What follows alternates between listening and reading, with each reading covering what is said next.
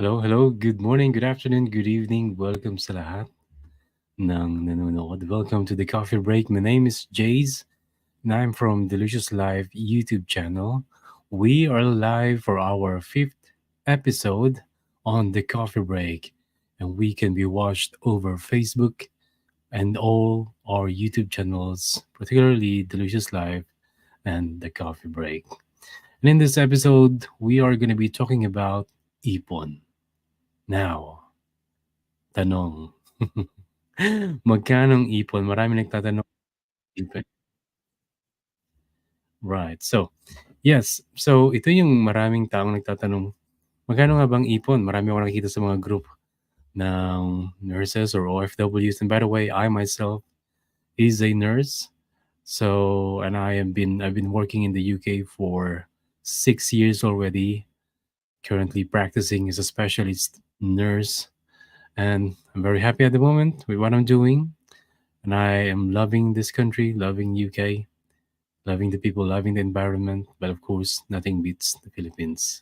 But anyhow, usapang ipon sa mga nanonood sa atin. Kamusta kayo dyan? Okay ba ang ating audio? Okay ba ang ating video? Let us know in the comment section below where you're watching us from. Because and making you feel your presence in the comments. Again, we're live on YouTube and Facebook. So, usapang ipon. Ngayon, maraming factor kasi yung kailangan nating ikonsidera. May kinalaman sa ipon, di ba? Hindi mo pwede sabihin na yung ganito ang specific na ipon target dapat na isang OFW. No? So, maraming variables and iba-iba din yung sitwasyon ng mga tao may kinalaman sa ipon. Mayroon akong i-share na ilang comments, no? Mula sa mga group na kinabibilangan ko, pero hindi na natin sasabihin kung saan at kung sino nag-comment or nag-post for privacy reason. Okay? So, may nagtatanong, magkano ba yung ipon? Hindi kasi sure yung iba kung enough na. Ngayon, hindi ko alam kung anong gustong marinig nung nagtanong. Kung bakit tinatanong, para ba ma-inspire yung sarili, which is a one good reason, no? Or para magkaroon ba ng sukatan kung sapat na nga ba yung kanya o hindi. Pero, the reality is, mahirap magbigay ng sagot. At masasabi ko na walang maling sagot. 'Di ba? Kasi depende yan eh. Ikaw ba yung tao na typical na Pilipino na nag-iipon instead of nag-i-invest? That's one thing. I mean, walang masama sa pag-iipon syempre. Napakalaking bagay, napakabuting bagay na nakapag-iipon tayo. However, meron din kasing mga tao talaga na hindi lang ipon yung ginagawa, nag-i-invest din sila. And kagaya ko, I don't save too much money. I would say too much is more than what I need for emergency purposes. Okay? Kasi isa sa mga bagay na kailangan nating paghandaan is to have emergency fund. What is emergency fund? Yun yung ipon mo na accessible sa'yo anytime you need it, which is worth or equivalent to your monthly expenses times 6 months at least. Okay? So kung meron kang monthly, kung ang expenses mo kada buwan to pay all your utilities, to pay all your bills, and also to spend for petrol, for food, groceries, and all that stuff, let's just say 2,000, then sabi ng mga experts, hindi sabi ko, no? Sabi ng mga experts, maganda na meron tayong ipon na at least worth 6 months equivalent. So kung 2,000 yan, meron ka sana siguro at least 12,000. Okay? Whatever happened, magkasakit ka, hindi ka makapagtrabaho, magkaroon ng emergency, then meron kang ipon sa tabi na pwede mong i-access in cash or i-withdraw from your bank account anytime you need it. Okay? So that's, I think, one ipon na importanteng meron tayo. But kagaya na sinabi ko kanina, marami kasing Pilipino na nag-iipon kasi yun yung nakakalakihan, yun yung nakamulatan sa kapaligiran nila. At again, walang masama doon na mag-ipon. Pero okey na sila do'n, hindi sila nag-i-invest sa iba't ibang bagay. So, malamang yung mga gano'ng tao, talagang dedicated sa pag-iipon, 'di makakaipon sila ng malaki na cash kumpara sa iba na nag-i-invest. Pero kung ang uusapan mo ay net worth or portfolio, ibang usapan 'yun. Pasok lahat do'n, yung ipon mo in cash, yung properties mo, yung investments mo, at kung ano-ano pa ng mga pinaglalagyan mo ng pag-aari mo o mga possessions or, acquisitions mo, assets na tinatawag. Hindi mo puwede sabihin kasi na yung ipon mo ay nakaipon ka ng sasakyan, dahil, nakaipon ka ng sasakyan, nakaipon ka ng bahay. Hindi kasi siya ipon. Inipon mo yung pera na magagamit mo do'n, pero puwede mo siyang masabing liability, puwede mo siyang masabing asset. These are just basic terminologies when it comes to money management. So, ngayon, pag-usapan natin, magkano daw ba yung magandang ipon? Well, kung ang isang bagong nurse na dumating dito sa UK ay sasahod ng sabihin na nating mahina na, conservative na 'to, 1.5 million in peso. Sabihin natin basta may number lang tayo, 1.5 million. And then ang gastos mo kung wala kang pamilya dito, para mabuhay ka and all that stuff, sabihin na nating 500,000 pesos, ha? So may ipon kang 1,000,000 sa isang taon. Again, 500,000 pesos para mabuhay ka dito, mabayaran mo lahat na kailangan mo bayaran bilang isang single OFW na walang pamilya, walang ibang responsibilidad dito. So puwede kang makaipon ng 1 million. I think that's a very good ipon kung matipid ka, 'di ba, or kung sensible ka sa paggastos mo. Ngayon, sabihin mo na meron kang pamilya at meron kang sabihin mo na isang anak, dalawang anak, meron kang responsibilidad sa Pilipinas, na yung sahod mo 1.5 million on your first year, actually first 2 years because hindi gagalaw yung sahod ng isang bagong nurse, for the first 2 years. Magkakaroon ng increase yon after 2 years. Sabihin mo ng first 2 years was like 1.5, ang gastos mo sa lahat para mabuhay dito at sa mga responsibilidad mo ay 1 million, makapagtabi ka ng 500,000 in a year is immeasurably a lot better than nothing. 'Di ba? So kung bibigyan at bibigyan lang natin ng sagot, yun siguro yung maibibigay kong sagot. Pero kung medyo meron ka lang emergency fund at yung iba mong pera ay dinadala mo sa investments and all that stuff, then that's a lot better. Bakit? Dahil yung pera mo may potensyal na hindi lamang magkaroon ng tubo, kundi mag-multiply pa. So, meron kasi mga bangko na may mga savings account or savers account na mataas yung, tawag dito, interest rate, 'no? Which is very good. Sabihin mo ng 5%, napakataas na nun actually. May 8% din naman, but usually 3, 4% which is very good. Lagay mo yung pera mo dun, kung meron kang, 1,000 pounds na ipon in a year, then puwede siyang tumubo ng sabihin na nating 40 pounds, which is not bad, 'di ba? So that's also 4% of it. So, gano'n yung isa sa mga ginagawa ng mga tao. Pero kung ilalagay mo yung pera mo, sabihin mo na maglagay ka ng 1,000 pounds sa napakakonserbatibong investment kagaya ng S&P 500, yung 1,000 pound mo, according sa pag-aaral sa mga eksperto, again, hindi sa akin, according sa record, sa history, ang 1,000 ang S&P 500 kung meron kang isang share, puwede yung tumubo ng 8% kada taon. So, yung 1,000 mo puwedeng tumubo ng 80%. Of course, may fluctuations 'yan. But again, mayroon pa ring mas malaking multiplication or interest pag ininvest mo. Eh, what if nag-invest ka ng 8,000 do'n or 10,000? So, 10,000 pounds mo puwedeng tumubo ng 800 pounds in a year, 'di ba? Hindi ba okey 'yun, 'di ba maganda 'yun? So 'yun yung pinagkaiba ng ipon at saka ng investment. Ngayon, ano pang maganda, may tanong pa, saan ba maganda mag-ipon, sa Pilipinas o sa UK? Well, depende pa rin sa diskarte mo, sa purpose mo, sa plano mo sa buhay. For me kasi mahalaga na pinaplano mo yung mga ganitong bagay at hindi yung nakikisakay ka lang sa ginagawa ng iba.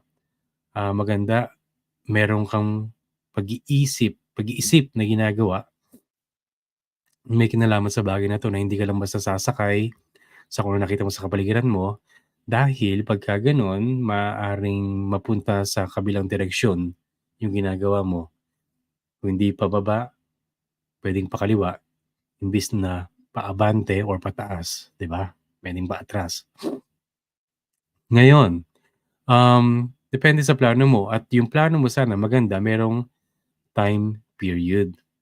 So, may essence or may element of time. Let's say gusto mo makaipon ng ₱1,000,000. Gaano katagal mo target maabot yung ₱1,000,000? Within 2 years? That means you can break it down into per year. So, 1,000,000 kailangan makaipon ka ng 500,000 per year and over 2 years maabot mo 1,000,000. Puwede din namang within 5 years makaipon ka ng ₱1,000,000. That would mean makaipon ka ng 200,000 per year, which is very, very doable, okay?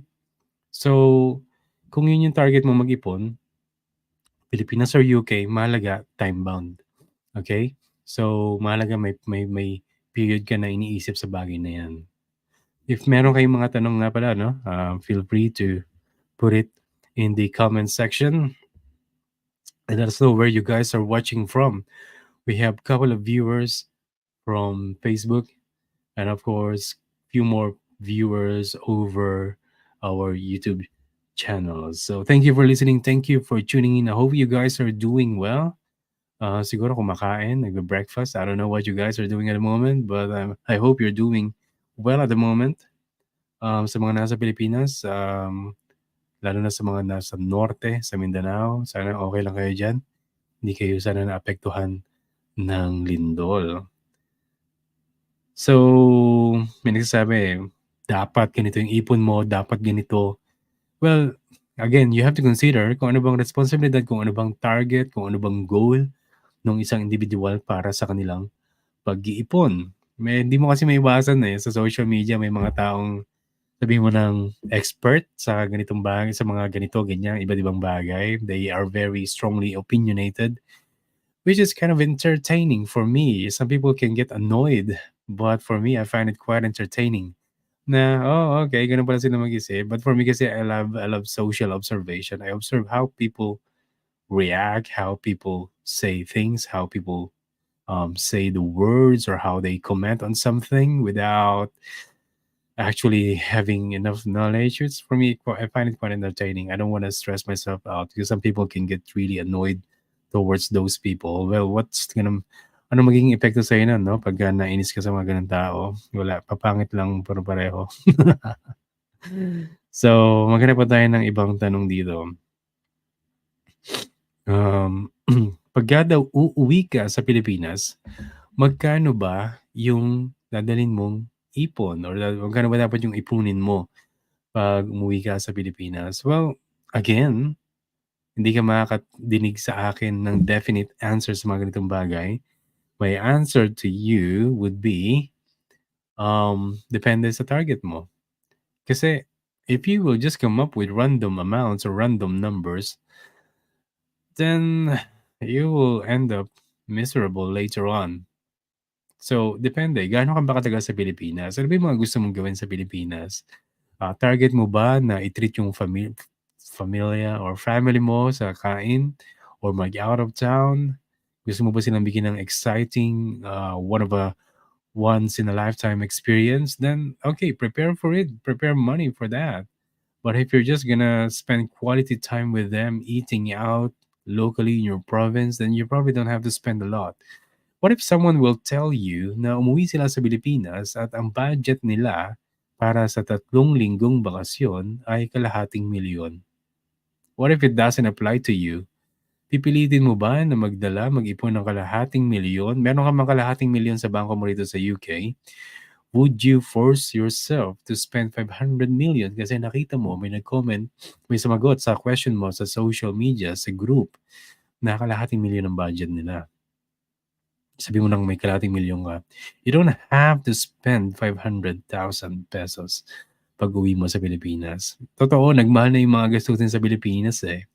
Mayroon na akong kakilala, mayroon akong trabaho bago ako umuwi ng Pilipinas last December actually, after January this year. Sabi nila, "Ay Dong," Dong, eh, gano'n tawag, eh, 300,000 kulang. Okay. So medyo na-shock ako. 300,000 pag-uwi sa Pilipinas? I'll be there for a month. They've been there for 3, I think nagbakasyon sila 2 weeks, 3 weeks. She spent 300,000 or 200, I think. So ako, uwi ako sa Pilipinas. 1 month. So, na-shock ako sa 300,000. But nung dumating ako sa Pilipinas, na-realize ko na ang laki na pala ng talaga ng bilihin, ng gastusin, ng mamahal na. So, medyo hindi malayo yung 300,000. Pero hindi naman kami gumastos ng 300,000. Because we didn't really go to far places because we have kids and we really wanna, spend quality time with the family. Even if I have the money or that amount of money, I probably won't spend that much unnecessarily. So yun lang siguro yung mapapayo ko sa mga uwi na Pilipinas, no?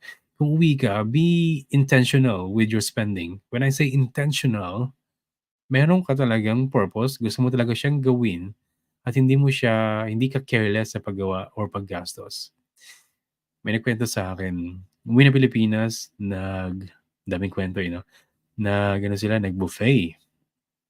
Okay, and then nag-buffet, umorder yung pamangkin ng steak worth 800 pesos.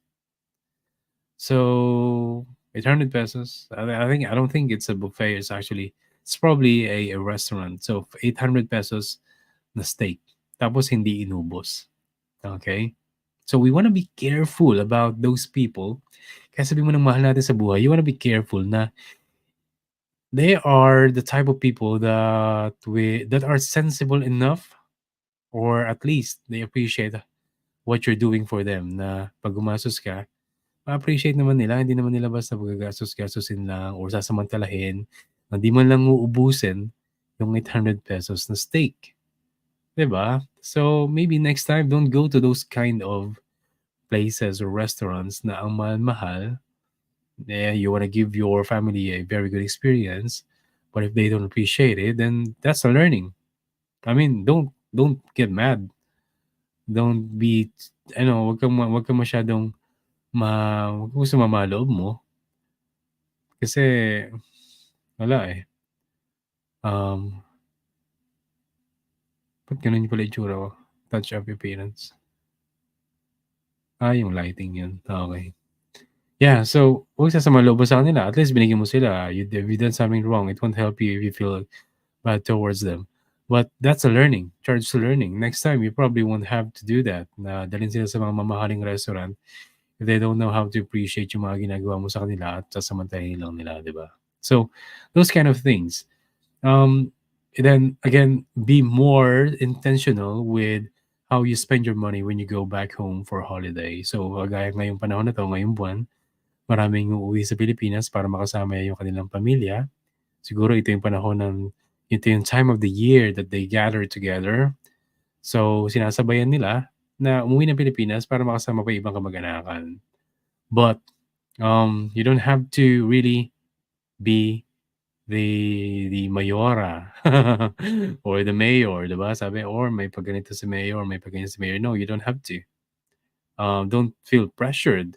Sometimes we are the only ones sometimes we are the only ones putting pressure on ourselves when it comes to spending when we go back home to the Philippines. No, you don't have to put pressure on yourself. Baka minsan nasa isip mo lang yan. Meron man, then it's up to you to control it. Meron man mga tao mag-iisip na, ay, galing abroad, so mandi libre and all that stuff. Well, it's up to you how you're gonna control it. But again, it's not always that people will think like that, no? So minsan tayo lang nag-iisip na nape-pressure tayo kasi tayo yung taga-abroad, kailangan natin gumastos para sa ating mga kapamilya, kailangan natin manlibre. No, you don't have to. Okay? It's up to you. It's within your control to set the expectations of people around you. So, isa lang 'yun sa mga bagay na sana maisip natin, na sana mabago din natin sa Pilipinas, sa kultura ng mga Pilipinong OFW. Na 'pag nasa abroad, hindi mo kailangang maging anong tawag do'n sa mga nag-aano ng piyesta, na yung mayor, mayora, ganyan. So, hindi mo kailangan maging gano'n. Kailangan maging clear din yung limitations mo, maging clear 'yun sa mga tao sa paligid mo, sa pamilya mo, okay? If if you are fortunate to have family members that they don't ask too much, then lalong masarap gumastos for them. But still, you wanna be intentional, you don't wanna be careless in giving them stuff or giving them, treats and all that stuff. So, you don't have to.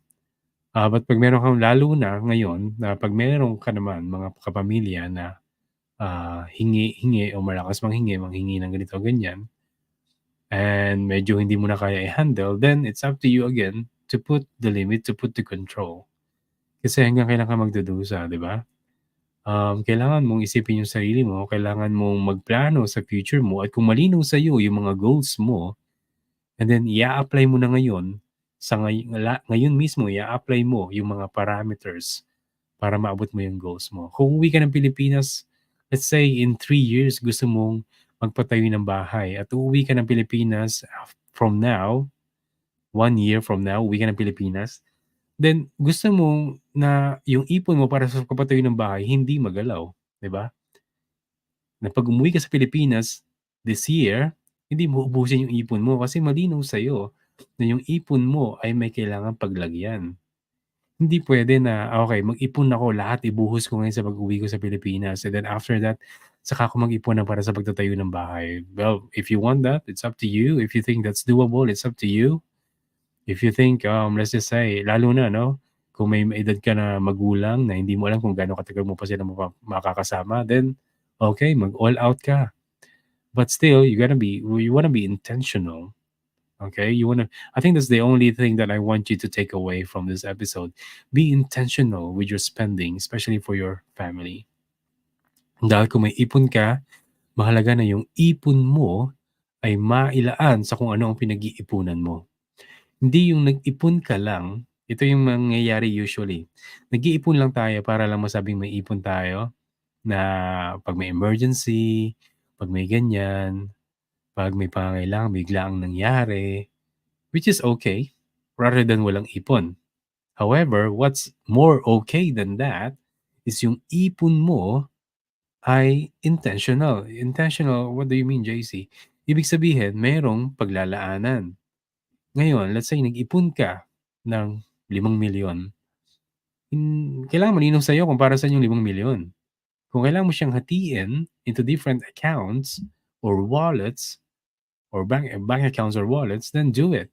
Hindi puwede mong sabihin na, "Oh, ayan pagpatayo ko ng bahay yan, 5,000,000. And then what's for emergency, what's for travel, what's for leisure, what's for living? Because I want you to live as well. Gusto ko mabuhay ka rin 'no, hindi yung living you are living to make a living. You're living to make a life. That gano'n dapat 'no, to live a life. So kung may milyon ka, how much diyan yung emergency fund mo? How much diyan yung para sa travel mo? How much diyan yung para sa una mong sasakyan? How much diyan sa 5,000,000 na yan yung para sa bahay mo? Maganda malinaw sa'yo yun. Kung kailangan mo siyang markahan sa yung title ng wallet mo, sa bank account mo, lagyan mo ng gano'n, lagyan mo para clear. At least alam mo na para yung amount na 'to para sa ganitong bagay. At kung gusto mong dagdagan, edi dagdagan mo at alam mo na kung para saan yung idadagdag mo. Let's say for example, gusto mo pang dagdagan yung ipon mo para sa bahay kasi nagmamahal yung presyo or baka gusto mo lang ng allowance kasi baka magmahal na yung mga materyales, labor, o gusto mong mas malaking bahay. Then alam mo na yung dinadagdag mo ay dito pupunta at 'pag ganito na yung magiging total ng ipon mo para sa bahay, okey? O kaya naman yung emergency fund mo, let's say worth 4 months of salary lang, then gusto mo dagdagan mo ng 2 months worth, and then malinaw sa'yo na, okay, clear na ako sa emergency fund ko. This is the amount of my emergency fund. And then, pagka nandun ka na, and then dagdagan mo naman siya ng para dun sa sasakyan mo, para sa bahay mo, at least malinaw sa'yo, 'di ba? Malinaw sa picture sa utak mo kasi pagka naghalo-halo 'yan, it's gonna be very stressful, and at the end of the day, sometimes yung imbis na para sa bahay mo sana mapunta sa emergency, mapunta sa travel. Yun ang ayaw na iniiwasan natin. So you gotta be intentional in saving money. So I think those are some of the things that I want to lay on the table for some people, for some of us to understand when it comes to Ipon. And again, if you're watching us on Facebook and on YouTube, let us know where you're watching from. We have a couple of people watching over. I don't know who they are. They're watching on. There's more people watching on YouTube channels. Thanks for tuning in, guys. I hope you're learning something from this episode. If you have any questions, if you have any inputs, let me know in the comment section. I will read them out. I can flash them actually on the screen. But I probably won't have to stay long on this live chat because it's Sunday. Okay. We've been busy all day. Actually, we just got home from the hospital. But I said I gotta be live again just to maintain consistency because sa buhay minsan na ipahinga mo ang nangyayari minsan pahinga na rin yung kasunod. So ayaw natin magkagano'n. So we wanna maintain some consistency on this, just to make sure that we are following the right track.